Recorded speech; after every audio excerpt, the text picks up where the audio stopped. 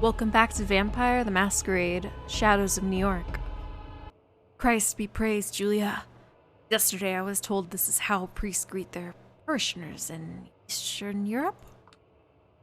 Forever and ever, amen. Actually, I think we said each other's lines. Never mind. Another long night. Isn't it taking a toll on you? Ah, no need to worry. These days I sleep a few hours a day. Short naps take care of the rest. And there's always work to be done. I apologize for being late.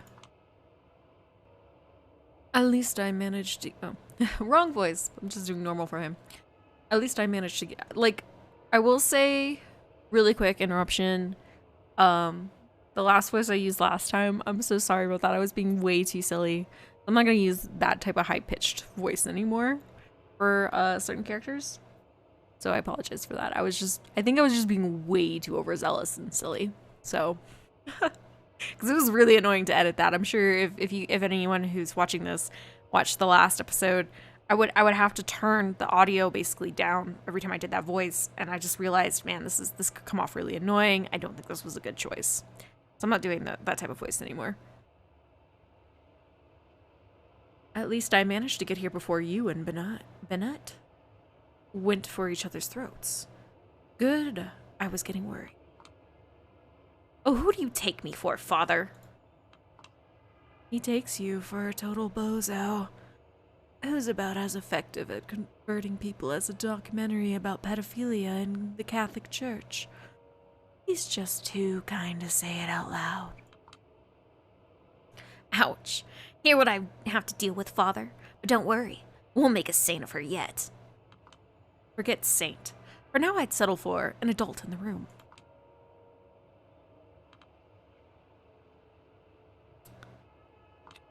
Isn't that what you are here for? I've been patient with that role, but by now you kids should be moving out, not leaving crayon marks on the walls and throwing food around anytime Daddy's not looking. So let's just focus on your own grown-up duties, shall we, Julia? Here. Gives me a folder he was carrying with him, and I pass him the reports I wrote earlier tonight. Among kindred, it is common knowledge that the Catholic Church is one of the La Sombra's greatest assets. Hell, it might even be one of the main reasons the Camarilla is slowly warming up to the clan. We are technologically impaired, and as such, woefully unprepared to face the challenges of communicating in the 21st century.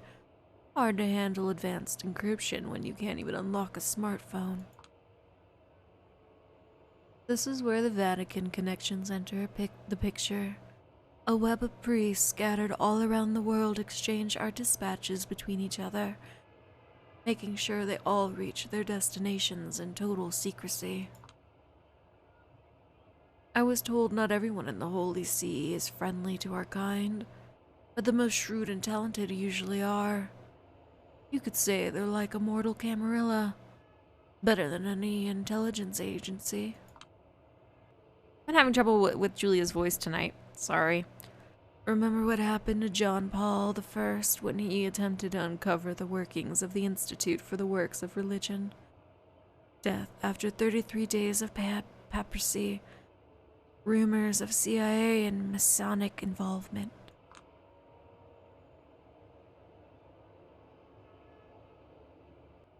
Not that Father Leonard has anything to do with any of this. For a Catholic priest, he's alright. He'd probably have made me stay a believer a few years longer than I did, had I known him as a teenager. Leonard is intelligent, kind, helpful towards his parishioners, treats his superiors with a healthy dose of skepticism, and is not involved in any sort of political church games. Well, at least not beyond helping me contact my bosses in Chicago every other night or so. He knows about the kindred, and he knows about the Second Inquisition. He opted to avoid the latter in order to keep the former from oppression, because according to him, it's the right thing to do. I know there's got to be something wrong with him. Some selfish motivation, maybe. And I haven't nailed it down yet. but it doesn't feel like he's making an effort to hide it. So, I'm giving him a pass. By the way, I hope you don't mind. I finally took the liberty of asking how your parents are doing. Thank you, Father, but you shouldn't have. Not a problem. A priest at St. Stanclusis Caustica? Here we go, butchering more words. Is a good friend. He says your parents started showing up every Sunday again. Front rows. Your father is looking better and better. It makes me feel nothing, but I still give him a token nod and a grateful smile. Thank you, Father Leonard. Now, if you'll excuse me, the sunrise is almost here. Yes, be careful. God bless you. Amen. Goodbye, Julia. I'll let you off the hook this time.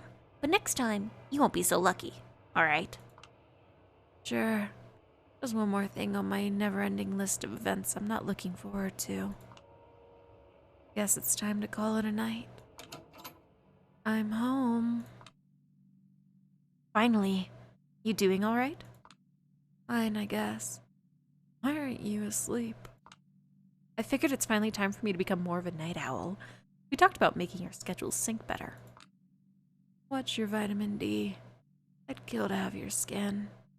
Would be ashamed to waste it. Shouldn't have smoked so much before you got bitten, sweetheart. Should have shared your skincare routine with me back when I was still breathing. I just can't be going around sharing my one secret weapon. It's top secret stuff. MK Ultra level. Jeffrey Epstein's current whereabouts level. I'd have to kill you if I told you. Okay, then. Love you too, hon. Come on, what's with the attitude? Nothing. I just thought, we're beyond hiding secrets from each other. I guess I was wrong. But okay. I get it. I really do. Time out. You're not really mad, are you? Nah. It's just my inner asshole teasing you. Never mind. I feel a little more self-conscious than usual tonight. Don't. You want me to do your makeup before you go to sleep? No need. No need? Weren't you supposed to have some sort of big party tomorrow night? Huh. I was involved in backstage stuff. What makes you think I was invited? Because you're the coolest, cutest, most of all around amazing person I know. They'd be insane not to put you on the short list. I like Dakota. I stand Dakota. Can we be with Dakota forever? Dakota is so sweet. Believe it or not, but most vampires are pretty insane. Interdimensional psychic vampire level insane? Because that's how crazy they'd have to be to ignore you like this. Yeah, I would say so. Fuck them then. A big bunch of posh dicks. They hate you because they ain't you. But they'll see. Jesus, how do you do it? Do what? You always assault me with so much of this weird, stupid positivity that I can't react to it without completely shifting my mental attitude. How do you do it? Oh, the answer is easy. You remember how I told you we have this spiritual connection? I can sense what you feel and want. You can sense what I feel too if you really focus. Yeah, I think I called it a big load of bullshit. Said a girl who talks to ghosts. But watch this, Agent Scully. I sensed you feeling down, and I realized what you really need to end this night. She points to one of her drawers. It's the one where she keeps her supply of ketamine. Come on. What? No, wrong drawer. We're not meeting demons. We're meeting angels. MDMA? Ding, ding, ding. Took it a half an hour ago. Perfect timing. Thanks to our spiritual connection. Ready to fly away?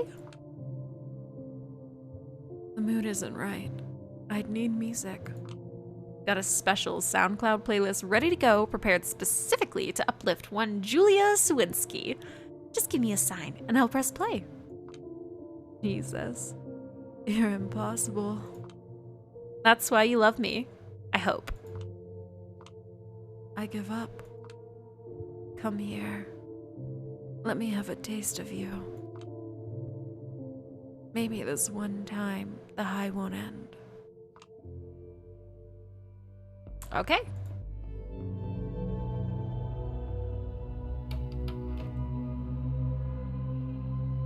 I leave Dakota's apartment as soon as the sun goes down. Yesterday was fun, but I always feel a little nervous when I spend too much time with her. She never lets me escape from being the center of attention. It's exhausting. At least, the less time I spend with her, the happier she is to see me again. It's a tricky act to balance, though. I am grateful for her presence in my life, but never mind. What's on my list of chores tonight? Yes. Only one thing. Don't show up for the party at the art hole. Well, this is a rare night when I don't have anything to do. Might as well take a trip around the city to see what's up. And maybe fix myself a little drink while I'm at it. Didn't I just drink, though? Kind of weird. Okay, so what do we got? Breaking the habit. I need to break out of this mood, go somewhere I never visit, see something I tend to avoid. Think, Julia, what is the least you place to go and live a little? Walk in the park. In life, I wasn't especially fond of parks. Now, as one of the kindred, I can finally see the appeal. Past midnight, they become a surprisingly good hunting ground. I guess, yeah, let's go hunting. Then Cortlandt Park. Funny, I never knew how much I could miss nature until I got stuck in this urban jungle for good. The sight of familiar green surroundings slowly floods my mind with disjointed images, back from when I'd just moved to NYC and was still in awe of it. Let's reminisce. I close my eyes, allowing myself to drown in the stream of memory. An elderly couple holding their frail hands in warmth of the morning sun. An evening gathering of self-important academics, fervently discussing the discoveries no one but them cares about. A bunch of kids chasing an imaginary treasure, joyful, restless, and oblivious to the dangers of the summer's heat wave. A young, perfectly chiseled jogger running along the golf course, 100% graceful in every move he makes. Mesmerizing. My eyes snap open, the spinning kaleidoscope of images fade away. I collect my focus and remember what brought me here. A burning heat reaches my fingers. I flicker the butt away and immediately take another cigarette out of the pack before proceeding through the parade ground. The faint sound of shoes tapping against the concrete interrupts my contemplative mood. Just what was I hoping for? I hurriedly finish my smoke and take a step back, blending in with the shadows. A lonely jogger runs into and out of the pale lamplight, completely lost in his thoughts, all dressed up in top-shelf sportswear, wry muscles clearly visible under the skin-tight outfit, and his exposed neck. I get the urge back under control, for now. When I was alive, I'd rely on the breathe-in, breathe-out exercise. However, nowadays, breathing costs a premium. Just as I regain my composure, the jogger stops by the flickering lantern and takes a glance at his smartphone. His body tenses, noticeably, as he answers a call. Moving in on him right now would of course inevitably involve the caller hearing the assault happen. No reason to make things complicated. I'll take my time. I cautiously get closer and closer, until I can finally overhear his words. Should expect the bad news, I know, but Jesus, Tasha, he's 9. He struggles and fails to sound calm. No, she doesn't know yet. I'll tell her when I get home. I need to think this through. Tasha? As in Tasha's hideous laughter? Probably not.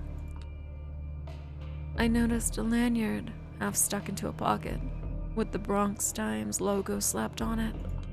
They say there's no cure. Yeah, I heard something about the experimental treatments in Rochester, but I can't make this decision on my own. I connect the dots, realize what he's talking about, and feel like I was punched straight in the guts. Listen, I need to clear my head. Tell Jonah I need a couple of days off. If he starts throwing a fit again, tell him he'd better learn to write a fucking column on his own. No, seriously. Thanks, Tasha.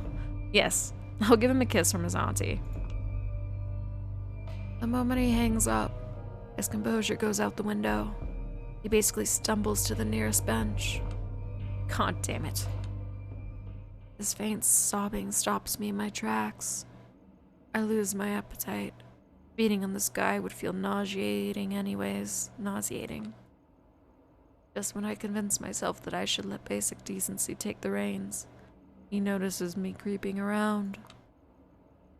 He gives me a startled glance, eyes damp, looking absolutely miserable, busted. So, what do you say to a guy you were just about to assault in a dark park, but thought better of it?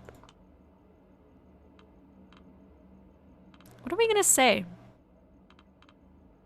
I'm gonna say... It's gonna be fine.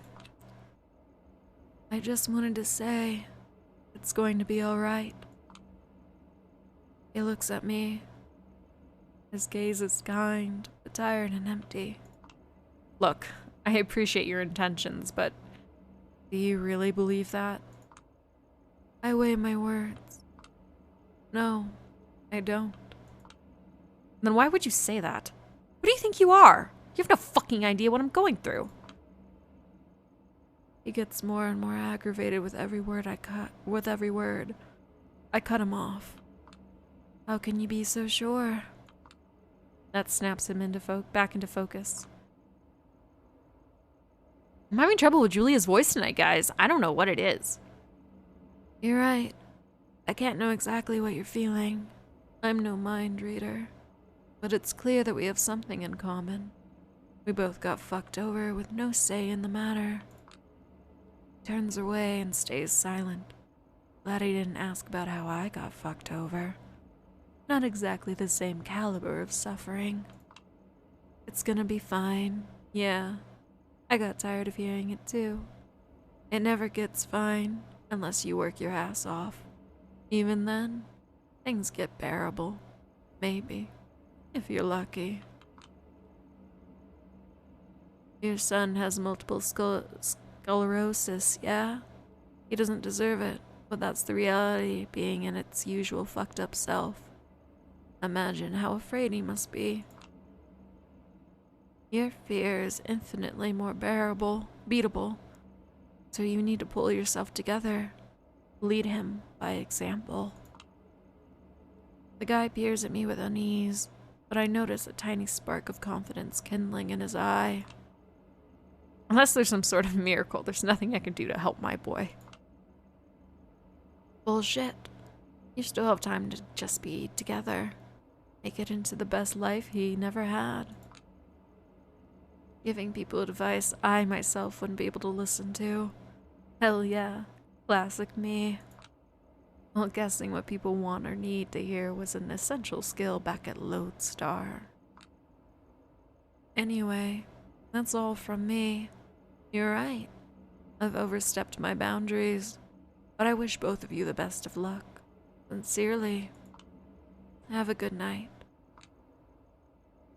I notice a change in his melancholic face. He stands up with his back straight like he has regained some of his lost resolve. He nods, starts running straight back to his problems.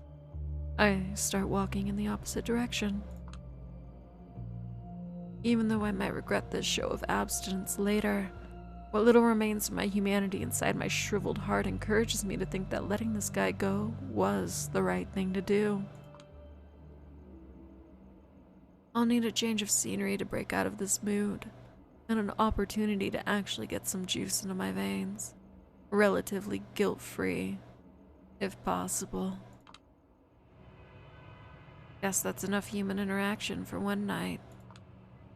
Once more to Big B Burger, into the last fast food joint I'll ever know.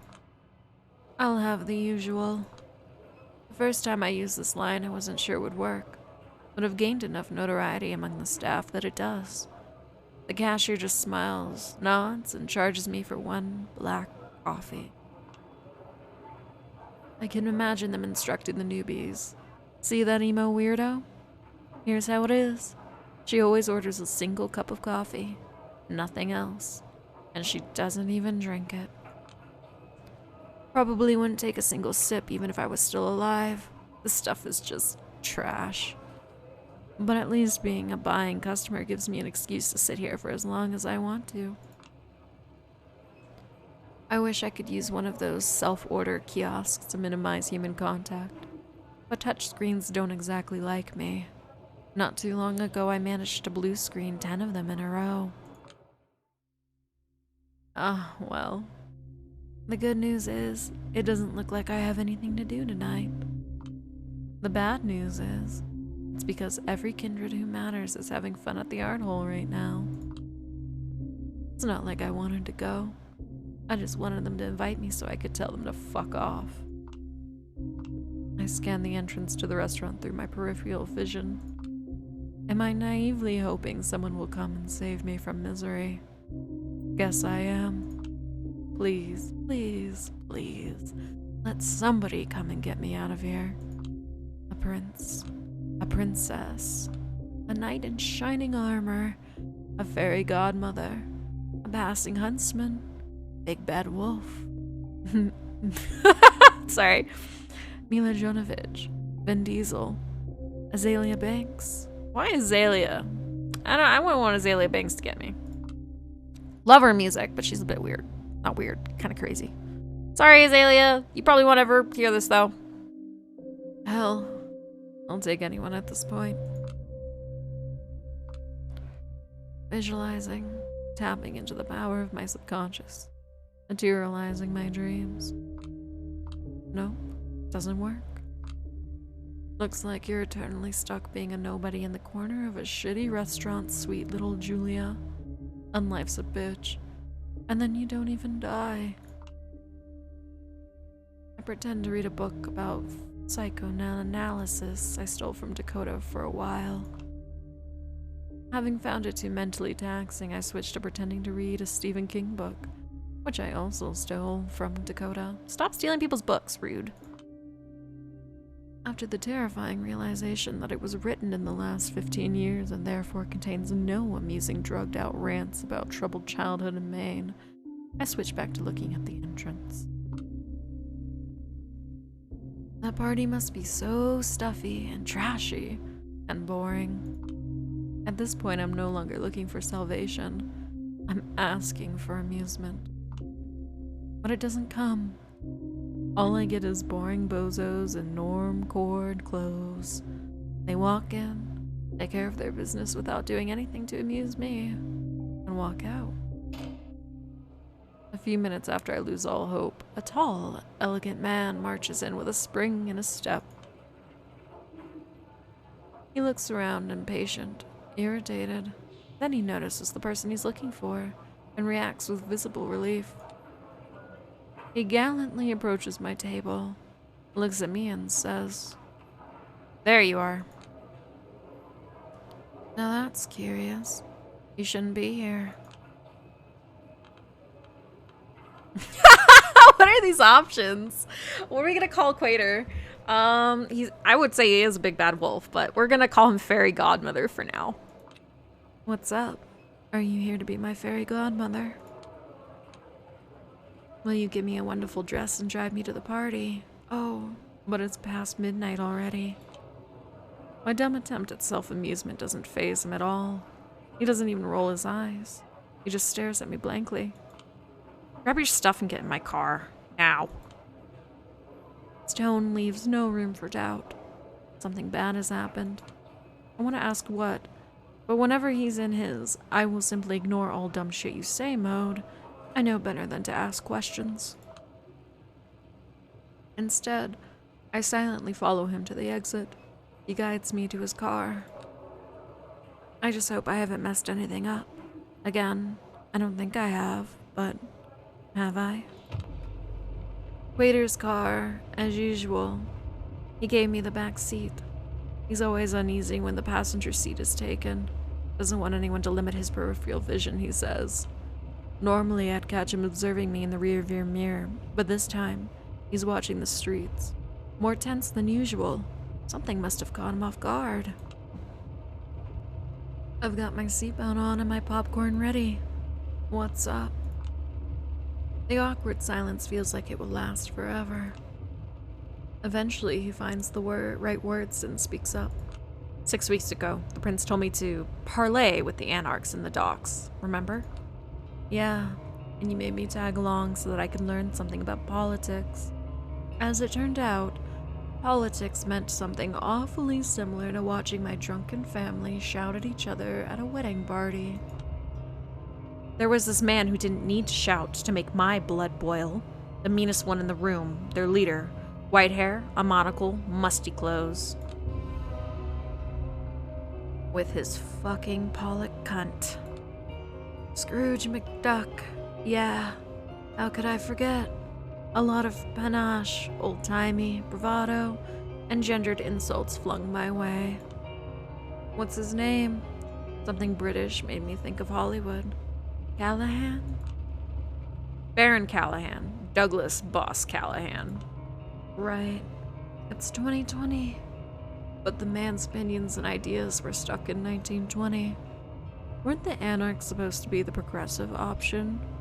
I never understood why they put up with him. He has ways of predicting which way the wind will blow. Anytime Camarilla or the SI hit the anarchs, it was the factions opposed to him that were hurt. The luckiest bastard in the world. Thought you didn't believe in luck. I don't, but it sure looks like his luck has finally run out tonight. Huh? Wait, don't tell me. He's dead. He's dead? Deader than dead? I'm 99% sure the bastard met his final death.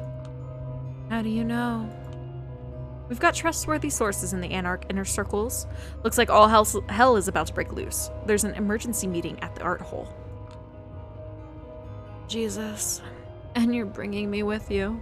Why? Because you were on the way. Because I could. Because I should. You might not be important to the members of the court, but you're still an asset to the sect. Symbolically, at least. I can justify sneaking you into the party claiming it's for your own protection. My sweet fairy godmother in a luxury carriage. Wait a minute, though. The party is still happening? I called the prince, told her the best course of action is stopping it, and started listing security protocols I have prepared for those sorts of situations. She interrupted me halfway through and told me we will discuss the subject face to face. Doesn't sound like she was interested. The party is that oh, wrong person. The party is that important, huh? Politics. Politics is that important. I don't know if he's trying to convince me or himself. And once again, politics sound an awful lot like a bunch of party-loving assholes shouting at each other. Don't worry. This isn't the kind of, how should I call it, governing issue the likes of you and I tend to deal with. And how would you describe the governing issues we tend to deal with? Shoveling ourselves out of shit. As usual, he seems a little embarrassed for cussing. Or for being too honest. Either way, it's cute. No argument here. And that's where the conversation ends. We stay silent as the cart rides off toward the unknown. I'm not a New York City Baron. The Baron of New York City, if you please. Once more, a memory of an old douchebag who thought he could rule the world crosses my mind. Well, it looks like the world has left him behind. Sayonara, asshole. And here I am, at the only place I didn't expect to visit tonight. The art hole. Guessing by the sounds, the inside seems lively. Even if they know it's an emergency, they simply don't care. What are you standing around for? You still need an invitation? No idea, do I? I think the bouncer will let you in. There's a bouncer. Yes, and he's standing right in front of you. Just start walking, whelp. And here I am, among partying elites. It's as stuffy and boring as I expected, but hey, at least it's exclusive. I'm noticing that they are reusing a lot of scenes from the first novel game. Which I understand. You know, might as well recycle, right? Saves money. The title Panhard came up with for these yearly gatherings is called Celebrations of Power, an invitation to re-examine the relationship between our undead bodies and the spaces they inhabit. The week-long event is packaged as a sort of performance art piece, meant to make the kindred who are involved celebrate their potential instead of despairing at their monstrous nature. We need to counter-program the omnipresent images of tragic vampirism with images that remind us we have inherited the earth and are now free to remake it in our own image, is the way our prince puts it. To this end, she organizes a series of exhibits, concerts, fireworks, parties, business meetings, etc., etc. Of course, the parties and business meetings are the most important. My prince. Oh, Panhard, you're actually looking really cute. I like it. Wait, finally. A saint with angelic wings, a holy patron of New York City. I take a good look around. Half of the figures here are dressed like they're attending a masked ball. The other half are religious figures, either demonic or saintly.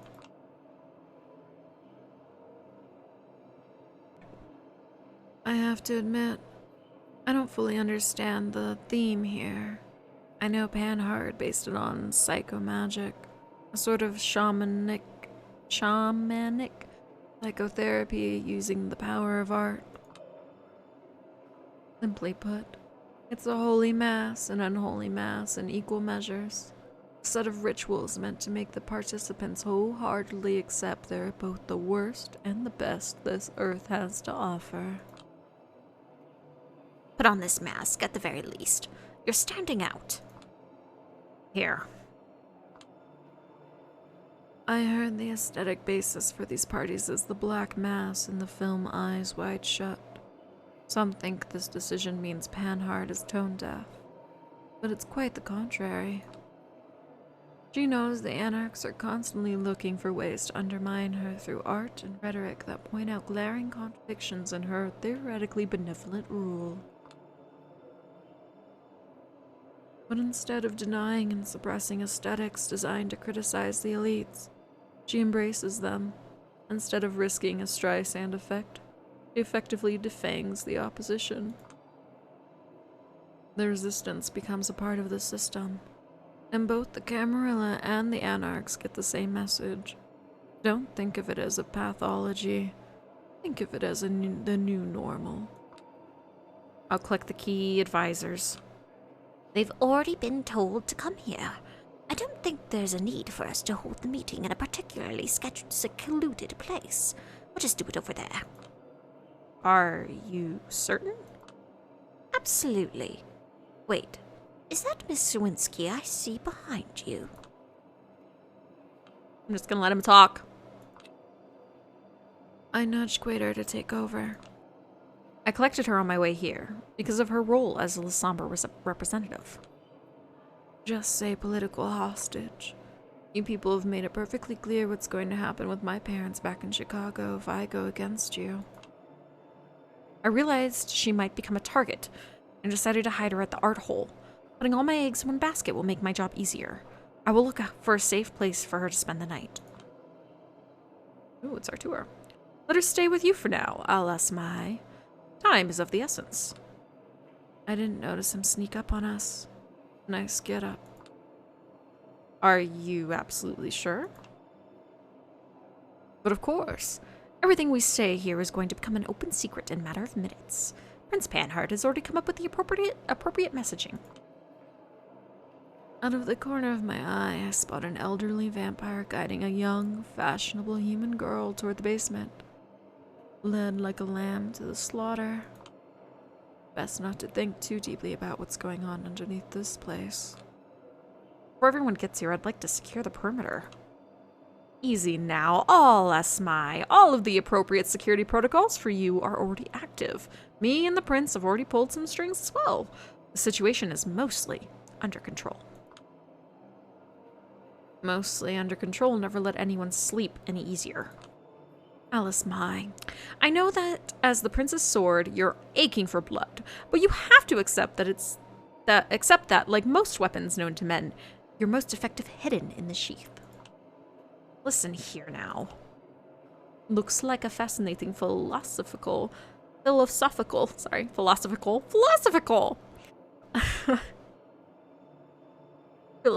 discussion in the making, but sadly I'm forced to interrupt. Prince Panhard.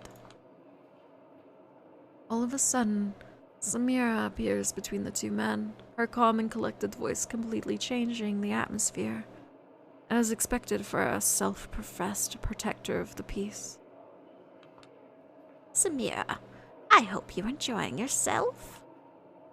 To be quite honest, I feel out of place. He nods and smiles at me, probably to signal she takes solace in not being the only person in the room who feels like a fish out of water. Especially now, seeing as I heard this meeting is meant for those of greater stature than mine. Nonsense, we have a delicate matter to discuss, one that might require severe judgment down the road.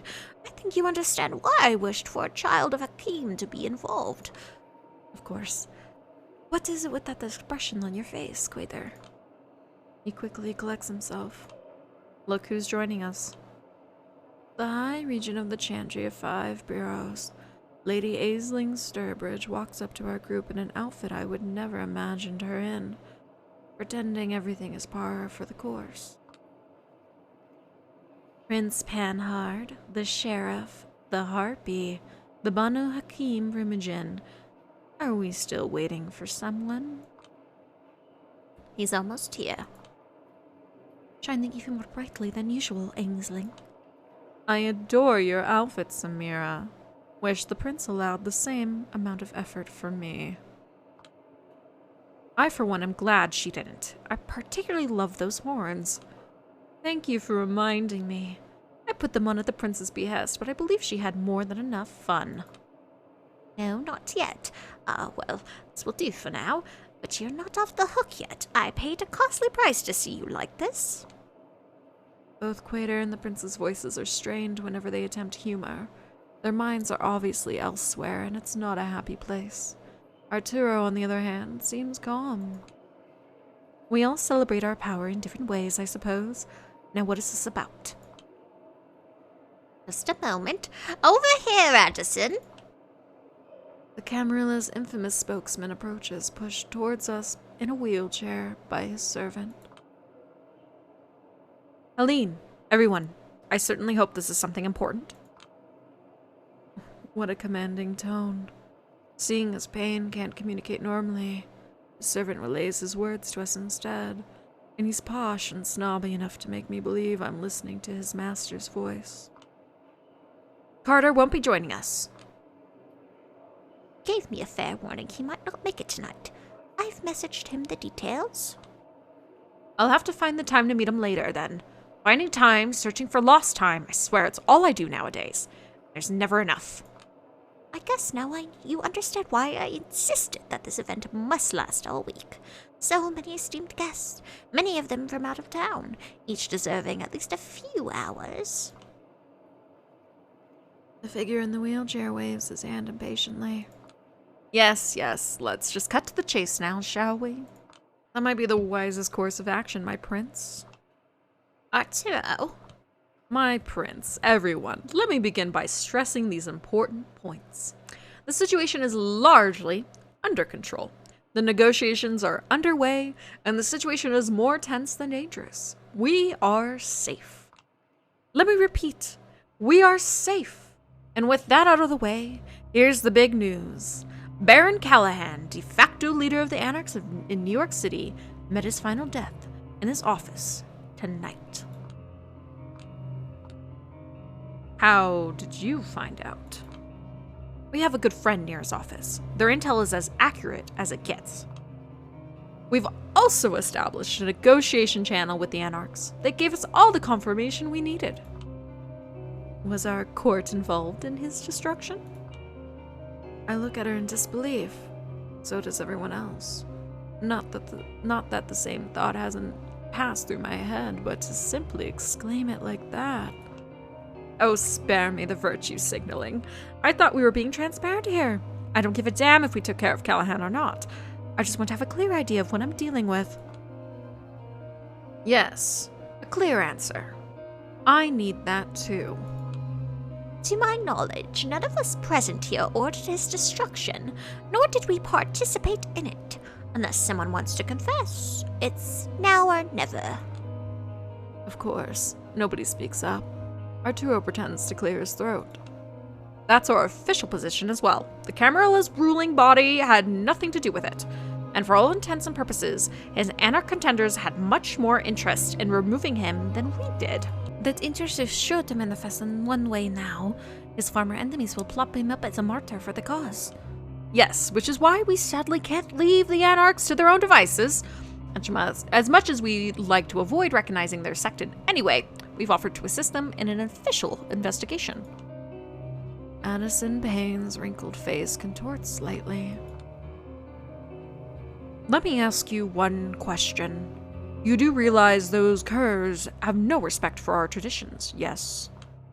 We do, Addison, but as a veteran politician, you should be deeply familiar with the words controlled opposition.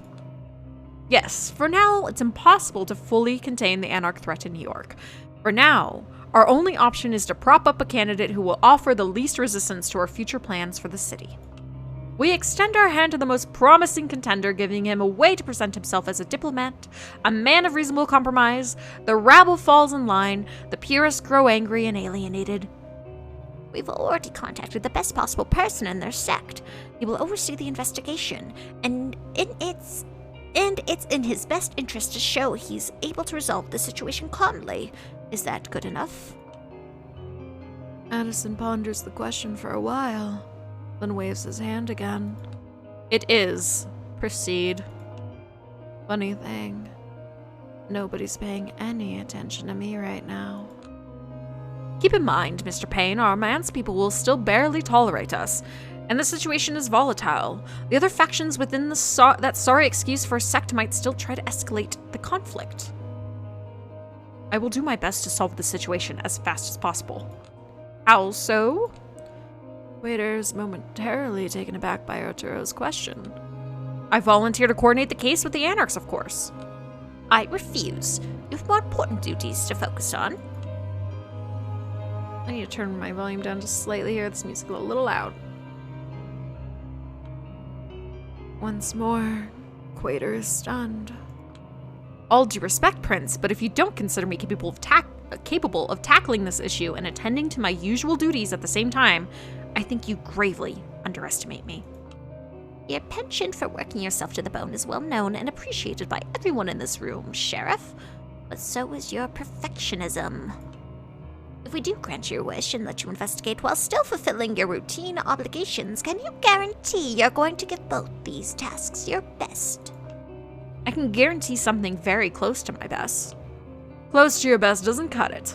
Alice Mine, not when the vultures are out in force. Callahan's destruction is sure to cause unrest among the Anarchs, and there's an obvious outlet for their pent-up rage. I want to make this perfectly clear.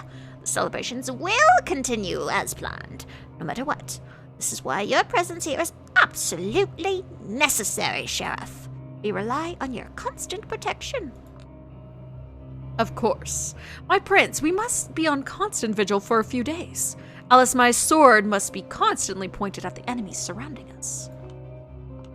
The timing of the band's destruction is impeccable. The Anarch leaders are sure to point at us and claim we're shamelessly celebrating his end. Does anybody believe it's just a coincidence? Murders are messy, almost as messy as politics. It's impossible to reliably predict the outcome of any violent action. I think it'd be wise for us to brace for a lot of unfortunate coincidences, Aisling. In any case, the rabble can't get the impression that their power struggles are of great concern to us, but they also can't think we have something to hide, which brings me to my point. We do need a symbolic gesture, one displaying expertly measured intensity.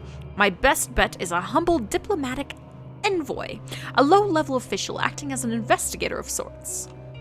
I implore you, Prince. Waiter. He bites his tongue and struggles to collect himself. I rarely see him lose his temper, at least where the Camarilla is involved. What's going on? I wonder about your suggestion for this role. After all, it is not particularly prestigious, but carries a lot of responsibility. We're still talking about a Camarilla representative. Oh, I think there's the very obvious candidate. Both he and Quater look at me simultaneously. Everyone else in the room does too. Now wait a second. He can't possibly mean... Miss Julia, once again, your full name eludes me at the moment. Am I allowed to speak? Or maybe I should wait for permission. Before I make up my mind, the sheriff sighs deeply and speaks up. Sawinski. Miss Julia Sawinski, right. I understand you used to be an investigative journalist before your embrace. I don't really like you, but I'm being respectful, I guess. But you know what? I'm gonna be kind of... I'll be respectful. That's correct. Among others, the Banu Hakim Primogen insisted that you were worthy of greater privileges and should be given a chance to prove yourself. Samira measures Arturo with suspicion. Yes. Do you still think she's capable? He looks me deep in the eye. I swear she's telepathically trying to tell me, please, please don't fuck this up, you dumbass little white girl. Of course. Good, and I'm sure that you, Alice Mai, have no problem with your protege embarking on this mission, save for the pain a mother feels when watching her child leave the nest. Whether I do or don't, it's not particularly important right now, is it? It absolutely is. Panhard's backing of Arturo momentarily blindsides him. Prince Panhard, If Arturo's plan is reckless, I want you to tell me. I need a simple yes or no. Is the girl capable? Now he knows he's left with no choice. I wouldn't entrust her with all the responsibilities that I have if she wasn't. He exchanges glances with me, but his look is different than Samira's. It's as if he's trying to apologize to me. Here we are, then. A recommendation from the Banu Hakim Primogen and the sheriff. To tell you the truth, I was just throwing out ideas, but with this backing, I can't doubt the Night Clan's representative will get the job done. I'm certain each of us feels the same. Mr. Payne? The atmosphere in the room mostly suggests people are glad they don't have to discuss the topic further. A shrug here, an averted gaze there. It is as you say. I will watch the way she handles the situation with great interest. Well then, Miss Sawinski, looks like you've got your chance for a big break. I'm gonna say I have conditions. Big break doesn't mean much by itself. All I see is a big responsibility being placed on my shoulders. What do I stand to gain here, exactly? Even though I'd normally jump at the chance to be useful, I play it cool. All of a sudden, not only everyone acknowledges my existence, but believes I can handle solving a tense criminal case. If something seems too good to be true. Let's not be vulgar now. You stand to improve your standing at the court. Yes, we can discuss the particulars based on your performance. Yeah, they don't plan on giving me shit. Figures. It's not like I can refuse, but this is something I need to take into account while taking care of this case. I need a bargaining position if I want to get anything out of this. Yeah, I'll do it.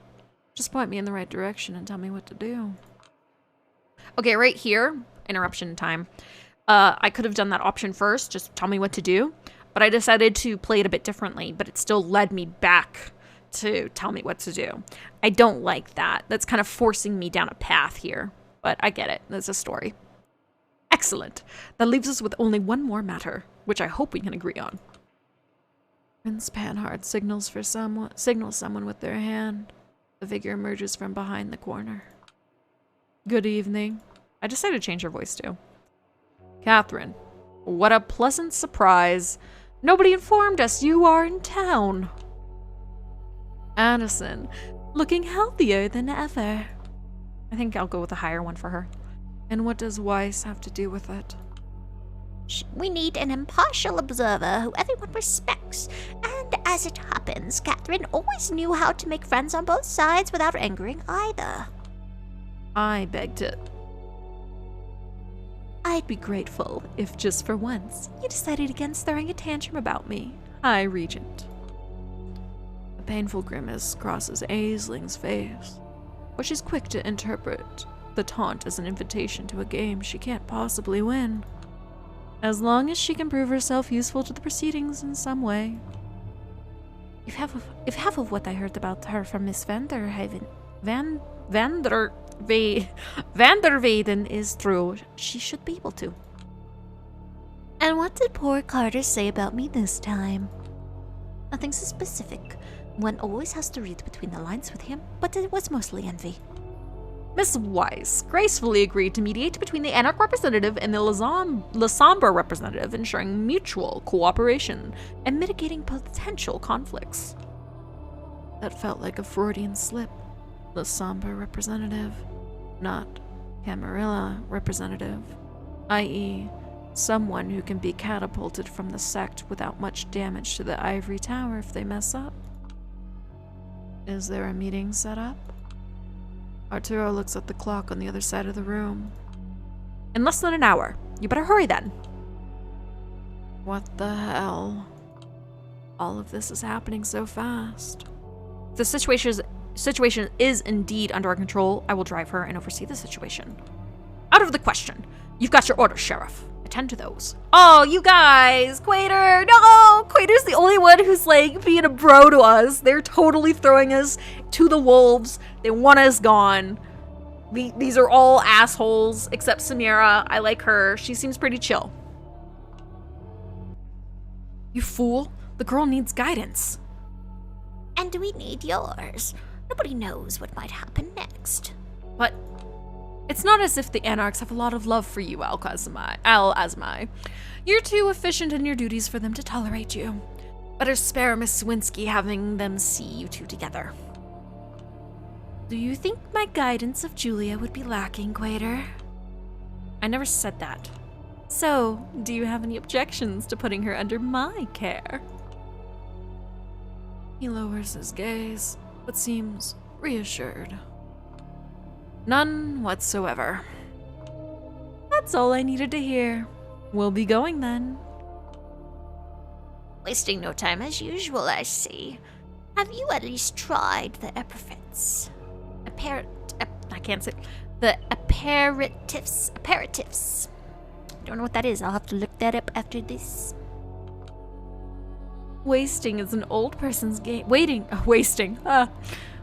is an old person's game, Helene. I still feel young. Remember, if there's anything you need help with. Probably not, but I appreciate the thought nevertheless. Have a great night, everyone. I'll catch up with you later, Addison. I certainly hope you do. And so, we leave. In a rush. Funny, considering what she told me about being in a hurry yesterday. We're here. She thanks the chauffeur and lets me out of the car into a quiet neighborhood somewhere in Queens. Seemed like you were in a rush. I couldn't stand the crowd. She's honest. Probably performatively so. Just to get into my good graces. Well, it's working. And why is that? In my experience, gatherings like those always enable a boring pack mentality. All the familiar lies we tell ourselves to justify lusting for more repeated ad nauseum. We're gonna be honest. And what lies are you telling yourself? Her aura immediately turns colder. You have bigger issues to worry about, sweetheart. Well, at least now I know how familiar I can get with her. That I do. Back at the art hole, you said something about guiding me, but I have zero idea what to do. None whatsoever.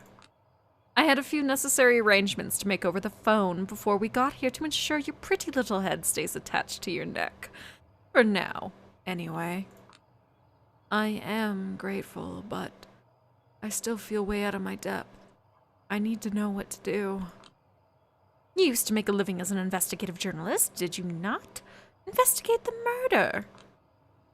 In TV shows where an investigation journalist gets too close to the heart of a politically incendiary case, it rarely goes well. A cat's head on their porch, a bullet to the head. So, are you afraid you might be a pawn in a game you don't understand? That your elders consider you a disposable asset? That a single wrong move might cost you everything you hold dear? That sounds about right. Yeah. Well, by the sound of it, you understand your situation perfectly.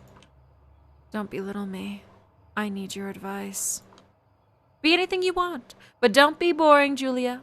If I wanted to belittle you, I would have drowned you in platitudes long ago. Know thyself. Believe in your strength. Trust no one. Act confident. Turn the chessboard around and read your opponent's mind. Read Sun Tzu and quote him incessantly. Say, do you feel any better now? Can I ask you something? Seeing as Mia is still not here, of course. Do you know who killed Baron Callahan? I haven't the slightest idea. Were you emotionally impacted by his death? Not at all. Did you know him? Only passingly, I'm afraid. I expected him to perish sooner than later, so I never bothered to improve our relationship. Why are you helping me? Am I? It remains to be seen. What do you mean? You do not want a painfully honest answer. But I do. She stares me down. Her irreverent tone makes it impossible to guess what she's feeling, even more so than the mask. When I look at you, I see someone pitiful. Someone whose hunger is purely biological, just an animalistic rush. When I saw a burgeoning plan to put you in a situation that is way beyond your capabilities, I offered my help. I was curious to see your true colors reveal themselves firsthand. When everything is said and done, the Callahan's killer is pointed out. Will you be a whimpering animal or a victor taking the spoils? I cannot wait to find out. I don't know what to say. Is she provoking me, or... Mia should be here any second. You have time for one more question.